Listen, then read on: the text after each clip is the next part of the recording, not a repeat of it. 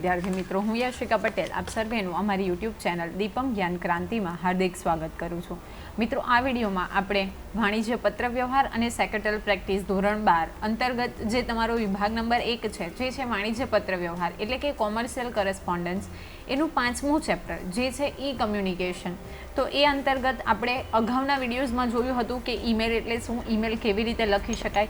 હવે આજના વિડીયોમાં આપણે ઈ કમ્યુનિકેશનના જુદા જુદા પ્રકારો કેટલા છે અને કયા કયા માધ્યમો કયા કયા પ્રકારોથી ઈ કમ્યુનિકેશન કરવામાં આવે છે। ઈ એટલે ઇલેક્ટ્રોનિક, ઓકે। તો એ અંતર્ગત આપણે ઈ કોમર્સ અને ઈ બેન્કિંગ વિશે અભ્યાસ કરીશું। તો સૌપ્રથમ આપણે જોઈએ કે ઈ કમ્યુનિકેશનના જુદા જુદા પ્રકાર। તો ઇલેક્ટ્રોનિક ઉપકરણો અને ઇન્ટરનેટના કારણે માહિતી સંચારના ક્ષેત્રે ખૂબ જ મોટા અને ક્રાંતિકારી ફેરફારો થયા છે। શું છે ઇલેક્ટ્રોનિક ઉપકરણો? તો કયા કયા હોઈ શકે? તો ટીવી હોઈ શકે, સ્માર્ટફોન હોઈ શકે, ઓકે, કમ્પ્યુટર હોઈ શકે, લેપટોપ હોઈ શકે, અથવા તો બીજા ઘણા બધા ઇલેક્ટ્રોનિક ઉપકરણો હોઈ શકે, સ્માર્ટ ટીવી હોઈ શકે।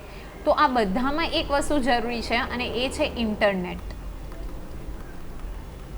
ઓકે। જો ઇન્ટરનેટ ન હોય તો આપણે ઈ કમ્યુનિકેશન કરી શકીએ નહીં અને એને કારણે શું થયું છે કે માહિતી સંચારના ક્ષેત્રે ખૂબ મોટા અને ક્રાંતિકારી ફેરફારો થયા છે। આધુનિકતાનો પ્રવાહ માહિતી સંચારના ક્ષેત્રોને વિકસાવી રહ્યો છે, ઓકે। તો આધુનિક જે પ્રવાહ છે એટલે કે ઇન્ટરનેટના માધ્યમથી આપણે જે પ્રકારનું કરસ્પોન્ડન્સ કરી રહ્યા છે, તો એ માહિતી સંચારના જે ક્ષેત્રો છે તો એને વિકસાવી રહ્યો છે। તો કયા કયા છે તો જોઈએ। ઈ કમ્યુનિકેશનનો ઉપયોગ જુદા જુદા સ્વરૂપમાં અને જુદા જુદા ક્ષેત્રોમાં બહોળા પ્રમાણમાં થવામાં આવ્યો છે। તો એના પ્રકારો આપણે જોઈએ તો સૌપ્રથમ છે ઈ કોમર્સ, ઈ બેન્કિંગ, ઈ લર્નિંગ અને વિડીયો કોન્ફરન્સિંગ, ઈ ટેન્ડરિંગ, ઈ ઓક્શન, ઈ filing, e booking, e stamping અને ઈ ગવર્નન્સ, રાઈટ। તો તમારે યાદ રાખવાનું છે કે ઈ કમ્યુનિકેશનના જુદા જુદા પ્રકારો ચર્ચો તમને 2 માર્ક્સમાં પૂછાઈ શકે। તો ઈ કોમર્સ, ઈ બેન્કિંગ, ત્રીજું છે ઈ લર્નિંગ અને વિડીયો કોન્ફરન્સિંગ, ચોથું છે ઈ ટેન્ડરિંગ, પાંચમું છે ઈ auction, filing, e booking, e stamping અને ઈ ગવર્નન્સ, રાઈટ। તો આના આધારે તમે લખી શકો। હવે તમને પરીક્ષામાં કોઈ પર્ટિક્યુલર આપ્યું હોય કે ઈ બુકિંગ વિશે ચર્ચો, રાઈટ, તો એના વિશે તમારે લખવાનું છે। તો સૌપ્રથમ આપણે જોઈએ ઈ કોમર્સ એટલે શું। તો સમય અને સ્થળના બંધન વગર ઇલેક્ટ્રોનિક માધ્યમોનો ઉપયોગ કરીને ઇન્ટરનેટના માધ્યમથી થતી ખરીદી વેચાણની પદ્ધતિને ઈ કોમર્સ કહેવામાં આવે છે। શું છે? સમય એટલે કે કોઈ પણ સમયે, ડ્યુરિંગ ધ 24 hours તમારી ઈચ્છા થાય ત્યારે, અને સ્થળના બંધન વિના એટલે કે કોઈ પણ સ્થળેથી, ચાહે ઇન્ડિયાનું સ્થળ હોય, ચાહે પાકિસ્તાન હોય, ચાહે લંડન હોય, ચાહે અમેરિકા હોય, કોઈ પણ જગ્યાએ, તો એના બંધન વગર ઇલેક્ટ્રોનિક માધ્યમોનો ઉપયોગ કરીને, એટલે કે મેં તમને કીધું સ્માર્ટફોન છે, તમારો ટીવી છે, કમ્પ્યુટર, સ્માર્ટ ટીવી, હા, કમ્પ્યુટર, લેપટોપ, અને માધ્યમ આપણું શું છે જરૂરી છે તો ઇન્ટરનેટના માધ્યમથી જે આપણે ખરીદ વેચાણની પદ્ધતિ કરીએ છીએ તો એને ઈ કોમર્સ તરીકે ઓળખીએ છીએ। ઈ કોમર્સને ઓનલાઈન શોપિંગ તરીકે પણ ઓળખાવી શકાય। જુઓ, ફોર એક્ઝામ્પલ અત્યારે આપણે કરંટ જોઈએ તો એમેઝોન છે, રાઈટ, પછી સ્વિગી છે,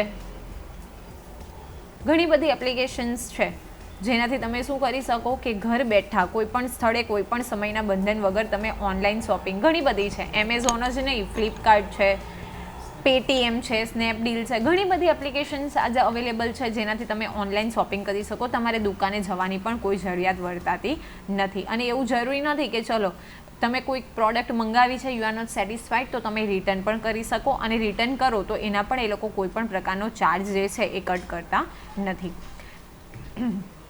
વ્યાપારિક એકમ પોતાના દ્વારા વેચાણમાં મુકાયેલા ઉત્પાદનો તથા સેવાઓને જે તે વેબસાઇટ ઉપર કે ટેલિવિઝન પર નિર્દેશિત કરીને ઓનલાઈન ઓર્ડર આપવાનું જણાવે છે। જો તમને ખબર હશે, ફોર એક્ઝામ્પલ આપણે એમેઝોન અત્યારે પકડીએ છીએ અને એમેઝોનનું એક્ઝામ્પલ લઈએ છીએ, તો એમેઝોનનો જ્યારે સેલ હોય તો તમને ટીવી ઉપર એડવર્ટાઇઝ બતાવવામાં આવે છે કે grand India sale, okay, year ending sale, Diwali special ધમાકા, લાઈક ધેટ। તો એ શું કરશે કે પોતાની જે વેબસાઇટ છે amazon.in, તો એની ઉપર તો ઇન્ફોર્મેશન આપશે જ આપશે, સાથે સાથે ટેલિવિઝન હશે, ન્યૂઝપેપર હશે, તો એમાં પણ પોતાનું શું કરશે, માહિતી આપશે અને ઓનલાઈન ઓર્ડર કરવાનું જણાવે છે। વેબસાઇટ ઉપર જઈને મોબાઈલ ફોન એપ દ્વારા, એપ એટલે કે એપ્લિકેશન દ્વારા, ઓકે, ફૂલ ફોર્મ શું થશે? એપ્લિકેશન। તો એપ્લિકેશન દ્વારા, ટેલિફોન દ્વારા કે SMS, તો SMSનું શું થશે? Full form short message service. ઘણી વખત આપણને એવું હોય કે SMS તો ખબર હોય પણ એનું ફૂલ ફોર્મ નહીં ખબર હોય તો શોર્ટ મેસેજ સર્વિસ દ્વારા આ પ્રકારનું ખરીદ વેચાણ કરી શકાય છે.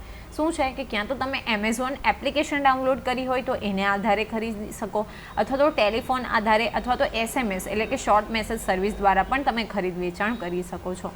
હવે નાણાંની ચૂકવણી કઈ રીતે હોય તો debit card, credit card, online banking કે મોબાઈલ બેન્કિંગ, અથવા તો કેશ ઓન ડિલિવરી એટલે કે COD. હવે કેશ ઓન ડિલિવરી એટલે શું? કેશ ઓન એટલે કે હાથે પૈસા આપવા, ક્યારે? તો ડિલિવરી મળે ત્યારે, એટલે કે તમે ઓર્ડર કરેલી વસ્તુ તમને જ્યારે મળશે ત્યારે તમે જો પૈસા આપશો તો એને આપણે COD તરીકે ઓળખીશું. તો તમે ક્યાં તો ક્રેડિટ કાર્ડ દ્વારા ચૂકવણી કરી શકો, ક્યાં તો ડેબિટ કાર્ડ દ્વારા, ઓનલાઈન બેન્કિંગની ઘણી બધી એપ્લિકેશન્સ હોય છે એના દ્વારા, મોબાઈલ બેન્કિંગ હોય એટલે કે પર્ટિક્યુલર બેંકનું હશે, ઓકે, તો એને આધારે તમે કરી શકો, અથવા તો COD એટલે કે કેશ ઓન ડિલિવરી પણ કરી શકો. અહીંયા તમે ચેક નહીં આપી શકો, ઓકે. ઈ કોમર્સને કારણે વેપારનો વ્યાપ વધ્યો છે અને ગ્રાહકોના નાણાં અને સમયનો પણ બચાવ થાય છે. જો ઘણી વ્યક્તિઓ ખૂબ બિઝી હોય અને શોપિંગ કરવા નહીં જઈ શકતી હોય તો એ શું કરશે કે ડાયરેક્ટ જ ઓનલાઈન શોપિંગનો ઓર્ડર કરી દેશે. નોટ ઓનલી ધેટ, જો તમારે કોઈ પ્રોડક્ટને રિટર્ન કરવી હોય મિત્રો તો હું તમને જણાવી દઉં કે રિટર્નના ઓપ્શનમાં પણ એ તમને ટાઈમ બતાવશે કે કયા તારીખે અને કયા સમયે તમારે એને પિકઅપ કરાવી છે. તો આટલી ફેસિલિટી મળતી હોય વિધિન 10 ડેઝ 7 ડેઝ એ જે ટર્મ્સ કન્ડિશન હોય, સપોઝ કે આપણે 1 જાન્યુઆરી 2021 નવા દિવસે આપણે મંગાવી લીધી પ્રોડક્ટ કે ન્યૂ યરમાં, હવે વિધિન 15 ડેઝ મારે રિટર્ન કરવાની છે, રાઈટ? તો 15 ડેટ સુધી 15 જાન્યુઆરી સુધી મારે રિટર્ન કરવાની છે. તો રિટર્ન પોલિસી જે પ્રમાણે આપી હશે તો હું કહીશ કે ભાઈ તમે 15 જાન્યુઆરીએ સવારે 10 વાગે મારી વસ્તુને પિકઅપ કરવા માટે આવજો, તો એ 10 વાગે આવી જશે. તો એ ફેસિલિટી મળે છે એટલે સમયનો પણ બચાવ થાય છે અને નાણાંનો પણ બચાવ થાય છે. ઈ કોમર્સ વ્યાપારિક પેઢીથી વ્યાપારિક પેઢી સાથે એટલે કે B2B. Now what is B2B? So B2B means business to business, right? વ્યાપારિક પેઢીથી ગ્રાહક સાથે એટલે કે B2C એટલે કે બિઝનેસ ટુ કસ્ટમર, અને ગ્રાહકથી ગ્રાહક એટલે કે C2C એટલે કે કસ્ટમર ટુ કસ્ટમર સાથે કરી શકાય છે. તો ઈ કોમર્સ કોની સાથે કરી શકાય? કોઈ વ્યાપારિક પેઢી, બે પેઢીઓની વચ્ચે પણ થઈ શકે એટલે કે બે કંપની સાથે, એક કંપની અને ગ્રાહક સાથે, અને ગ્રાહક સાથે પણ તમે કરી શકો છો. હવે જોઈએ ઈ બેન્કિંગ, જેનો જનરલી મોસ્ટ આજની જો જનરેશન હોય તો સૌથી વધારે જો કોઈ ઉપયોગ કરતું હોય તો એ છે ઈ બેન્કિંગ. તો બેંક દ્વારા અન્ય નાણાકીય સંસ્થાની વેબસાઇટ પરથી ખાતેદાર એટલે કે ગ્રાહક ઇલેક્ટ્રોનિક પદ્ધતિથી નાણાંની લેવડ દેવડ કરી શકે તે પ્રકારની બેન્કિંગ સેવાને ઈ બેન્કિંગ તરીકે ઓળખાવી શકાય છે. શું છે કે વેબસાઇટ ઉપરથી ખાતેદાર એટલે કે ગ્રાહક એટલે કે જે વ્યક્તિનું અકાઉન્ટ છે એનું, જે વ્યક્તિનું ખાતું છે અથવા તો અકાઉન્ટ છે, તો એ વ્યક્તિ શું કરશે કે ઇલેક્ટ્રોનિક પદ્ધતિથી એટલે કે ઇન્ટરનેટનો ઉપયોગ કરીને નાણાંની લેવડ દેવડ કરી શકે. એટલે કે જો મની એને ટ્રાન્સફર કરવા હોય તો એ ટ્રાન્સફર કરી શકે, ઓકે. તો એ પ્રકારની સેવાને શું કહેવામાં આવે છે? ઈ બેન્કિંગ તરીકે ઓળખવામાં આવે. તમને ખબર હશે કે તમે કોઈ જગ્યા પર શોપિંગ માટે જાઓ તો એમાં પણ તમે જે સ્ટીકર હોય છે, રાઈટ, અહીંયા લખ્યું હોય કે Paytm accepted here, okay, barcode scanning, તો તમે ત્યાં કરશો એટલે તમારા ખાતામાંથી ઓટોમેટિક પૈસા જે છે ચૂકવાઈ જશે. So that is what? That is one kind of E banking, કે મની વગર એટલે કે પ્લાસ્ટિક મનીથી, અથવા તો હવે તો ATM કાર્ડની પણ જરૂર નથી પડતી. જો ક્રેડિટ કાર્ડ હોય તો એમાં પણ ડિજિટલ થઈ ગયું. તમારે ફક્ત એક વખત જો તમે કન્ફર્મ કરો તો તમારી 24 અવર્સ સુધી પિનકોડ જે હોય એ ચાલે, અને તમારી જે લિમિટ મની આપી હોય કે 25,000 20,000 એ તમે ગમે ત્યારે એક્સપેન્ડ કરી શકો. ઈ બેન્કિંગ દ્વારા શરૂ કરવામાં આવેલી કોર બેન્કિંગ સેવાનો એક ભાગ છે. શું છે આ ઈ બેન્કિંગ? શું છે તો બેંક દ્વારા શરૂ કરવામાં આવેલી કોર બેન્કિંગ એટલે કે જે થોડી આપણે કંઈ ગૌણ બેન્કિંગ, ઓકે, ગૌણ કાર્યો છે, તો એ પ્રકારની એક સેવા છે. ઈ બેન્કિંગને ઇન્ટરનેટ બેન્કિંગ, ઓનલાઈન બેન્કિંગ કે વર્ચ્યુઅલ બેન્કિંગથી પણ ઓળખવામાં આવે છે. ખૂબ અગત્યનો પ્રશ્ન કે ઈ બેન્કિંગના અલગ અલગ નામ કયા કયા છે? તો ઇન્ટરનેટ બેન્કિંગ, ઓનલાઈન બેન્કિંગ અથવા તો વર્ચ્યુઅલ બેન્કિંગ તરીકે પણ ઓળખવામાં આવે છે. ઈ બેન્કિંગની સગવડતા મેળવવા માટે બેંકના ગ્રાહકે બેંકની વેબસાઇટ પર જઈને ઓનલાઈન નોંધણી કરાવવી પડે છે. શું છે હવે ઈ બેન્કિંગની તમે જો એનો સેવાનો લાભ લેવા માંગતા હોય તો સૌપ્રથમ શું કરવું પડશે કે જે તે બેંકના ગ્રાહકે બેંકની જે વેબસાઇટ છે એની ઉપર જઈને ઓનલાઈન નોંધણી કરાવવી પડે, અથવા તો ઓનલાઈન તમે ફોર્મ ફિલ કરવાનું હોય છે કે અમે ઓનલાઈન જે ફેસિલિટી છે એ મેળવવા માંગીએ છીએ. બેંક જરૂરી બાબતોની ચકાસણી કરીને ઈ બેન્કિંગ માટે પિન આપે છે. ઓકે, મતલબ જે પાસવર્ડ હશે એ આપશે, જેના દ્વારા બેંકનો ગ્રાહક પોતાના નાણાકીય વ્યવહારો તે બેંક સાથે કે અન્ય બેંક સાથે કે સંસ્થાઓ સાથે કરી શકે છે. એટલે કે જે પિન નંબર આપેલો હોય, સિક્રેટ કોડ જેને આપણે કહીએ, જેને કોઈ સાથે શેર નથી કરવાનો, કારણ કે તમને ખબર જ છે કે અત્યારે સૌથી વધારે પ્રમાણમાં કૌભાંડો થાય છે અને બોગસ પિનકોડ લઈ લે આપણી પાસે ફોન કરીને અને પછી ખાતા ખાલી થઈ જાય. ઓકે, તો એ બાબત શું કરશે કે તમે એ જે પિન છે એનો એક બેંક સાથે અથવા તો અન્ય બેંકો અથવા સંસ્થાઓ સાથે તમે નાણાકીય વહીવટ કરી શકો. આ પ્રકારની કાર્યવાહી કરીને જ્યારે મોબાઈલ દ્વારા નાણાકીય વ્યવહારો કરવામાં આવે તો ત્યારે તેને મોબાઈલ બેન્કિંગ અથવા તો એમ બેન્કિંગ તરીકે ઓળખવામાં આવે છે. M stands for mobile and banking તો આપ્યું જ છે. તો જ્યારે આપણે મોબાઈલનો ઉપયોગ કરીને નાણાકીય વ્યવહારો કરીએ તો એને આપણે શું કહીશું? મોબાઈલ બેન્કિંગ અથવા તો એમ બેન્કિંગ તરીકે ઓળખીએ છીએ. પછી જોઈએ ECS એટલે કે ઇલેક્ટ્રોનિક ક્લિયરિંગ સર્વિસ, એટલે કે ચેક તમે કોઈ પણ વસ્તુ નાખ્યું હોય, ઓકે, તો તમે ચેક ક્લિયરન્સમાં તમે નાખો છો ડ્રોપ બોક્સમાં, તો એ શું છે?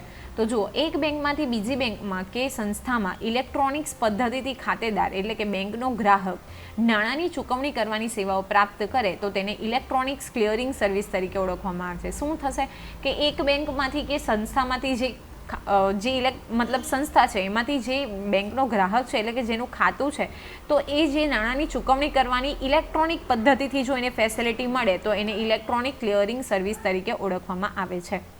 નાણાંને મેળવવા અને ચૂકવવા એમ બંને સેવાઓ માટે ECS ઉપયોગી છે. એટલે કે જો તમે નાણાં મેળવવા એમ માંગતા હોય, એટલે કે એક વ્યક્તિ બીજી વ્યક્તિના ખાતામાં ટ્રાન્સફર કરવા માંગે અથવા તો ચૂકવવા માંગે તો એ પણ થઈ શકે છે. મોટી સંસ્થાઓ પગાર, પેન્શન, વ્યાજ, કમિશન, ડિવિડન્ડ અને અન્ય પ્રકારના નિયમિત સમયે થતા નાણાકીય વ્યવહારો માટે ECSનો ઉપયોગ કરે છે. જો તમે કોઈ પણ ટીચર હોય કે ગમે તે કોઈક સંસ્થા સાથે સંકળાયેલ, આજે જનરલી આપણે વાત કરીએ તો 90% જે પગારની ચૂકવણી થાય છે કે કોઈ કમિશન, પેન્શન, વ્યાજ હોય, ડિવિડન્ડ હોય, તો એ બધું ECS એટલે કે ઇલેક્ટ્રોનિક ક્લિયરિંગ સર્વિસ દ્વારા થાય છે. કોઈ હવે કેશ ઓન નથી આપતું.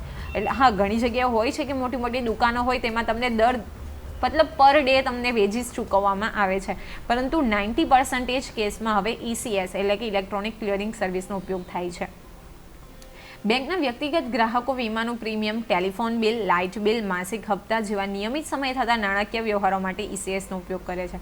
જો વીમાનું પ્રીમિયમ ભરવાનું હોય, ટેલિફોન બિલ હોય, એની ફિક્સ ડેટ હશે. ઇલેક્ટ્રોનિક લાઇટ બિલ છે, કોઈક તમે મોબાઈલ લીધો હોય EMIથી તો એના હપ્તાની પણ તમને ડેટ આપી હોય તો એ ચોક્કસ સમયે કરવાનું હોય, તો એ બધી શેનાથી થશે? ECS દ્વારા કરવામાં આવે છે. ECS દ્વારા થયેલા નાણાકીય વ્યવહારોની જાણ ગ્રાહકોને તેમણે નોંધાવેલા મોબાઈલ નંબર ઉપર SMSથી કરવામાં આવે છે. જો તમે ઈ બેન્કિંગનો ઉપયોગ કર્યો હોય, ફોર એક્ઝામ્પલ આપણે માની લઈએ કે આપણે કોઈક મોલમાં ગયા છે અને તમે જો ક્રેડિટ કાર્ડ અથવા તો ડેબિટ કાર્ડનો યુઝ કર્યો છે તો તમારો જે રજિસ્ટર્ડ નંબર છે એમાં તરત જ આવી જશે કે રૂપીઝ સ્પેન્ટ, પછી તમારો કાર્ડ નંબર અને પ્લેસનું પણ નામ આવશે કે કઈ જગ્યા પર તમે કર્યા છે. જેથી શું થશે કે જો તમારી જગ્યા પર બીજી કોઈક વ્યક્તિ ફ્રોડ, તમારો કાર્ડ ખોવાઈ ગયો છે અને કોઈક વ્યક્તિ યુઝ કરે તો આપણને ખબર પડે. તો એ સર્વિસ પણ બેંક દ્વારા આપવામાં આવે છે.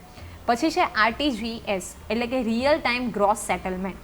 તો નિયત કરેલ નાણાંને એક ખાતામાંથી બીજા ખાતામાં ટ્રાન્સફર કરવાનો આદેશ ગ્રાહક દ્વારા જે સમય આપવામાં આવે તે પછીના બહુ જ ઓછા સમયમાં અથવા તો તે જ સમયે બીજા ખાતામાં નાણાં ટ્રાન્સફર થઈ જાય તો તે પ્રકારની મળતી ઓનલાઈન બેન્કિંગ સેવાને રિયલ ટાઈમ ગ્રોસ સેટલમેન્ટ એટલે કે RTGSના નામથી ઓળખવામાં આવે છે. જો સિમ્પલ લેંગ્વેજમાં સમજીએ કે એ નામની વ્યક્તિ છે એ બેંક ઓફ બરોડામાં ખાતું ધરાવે છે અને બી નામની વ્યક્તિ છે એ સ્ટેટ બેંકમાં ખાતું ધરાવે છે, તો એ નામની વ્યક્તિએ બી નામની વ્યક્તિને ₹10,000 પે કરવાના છે.